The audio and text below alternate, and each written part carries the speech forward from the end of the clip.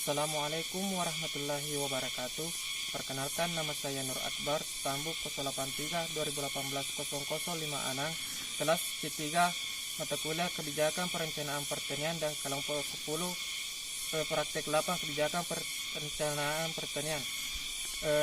Saya akan menjelaskan sedikit tentang Universitas Muslim Indonesia. Universitas Muslim Indonesia adalah universitas swasta tertua, terbesar, dan terkemuka di kawasan Asia Timur.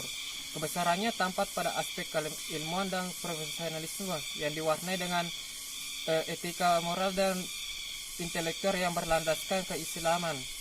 UMI sudah terakreditasi institusi dari pemerintah. UMI dalam bahasa Arab artinya Jami'ah Muslimiyah Indonesia, yang bermaksud gerakan yang menghimpun umat Islam, sedangkan dalam bahasa Inggris Muslim of University of Indonesia. UMI dibina oleh Yayasan Wakaf UMI. UMI terletak di Provinsi Sulawesi Selatan, Kota Makassar, Jalan Urip Simoharjo, kilometer 5. Baiklah, kali ini saya sudah bersama dengan petani kopi. Yang pertama yang saya mau tanyakan yaitu identitas responden. Nama Bapak Henry, umur Bapak berapa? 38 tahun, Pendidikan terakhir, S1, pengalaman berusaha tani itu 3 berapa tahun? tahun, Pekerjaan, petani sama pegiat kopi. Pertanyaan pertama itu bagaimana tentang kebijakan pemerintah terhadap pertanian? Kebijakan pemerintah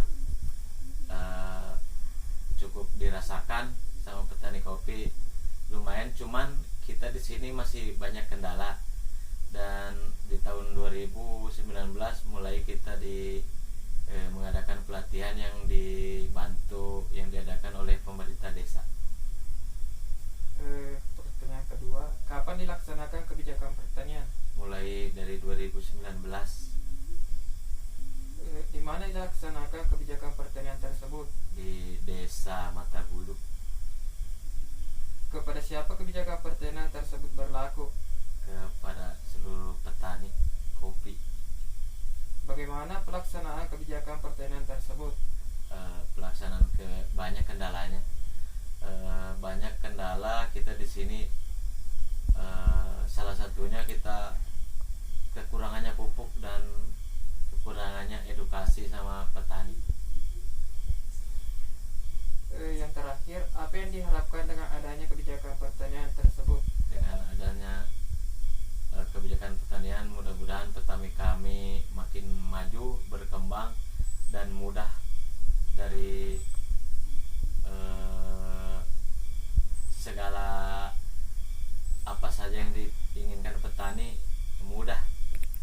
Jadi bahasanya gimana itu? Jadi petani kita itu bisa maju. Itulah tadi hasil wawancara saya dengan petani kopi di Desa Matabulu.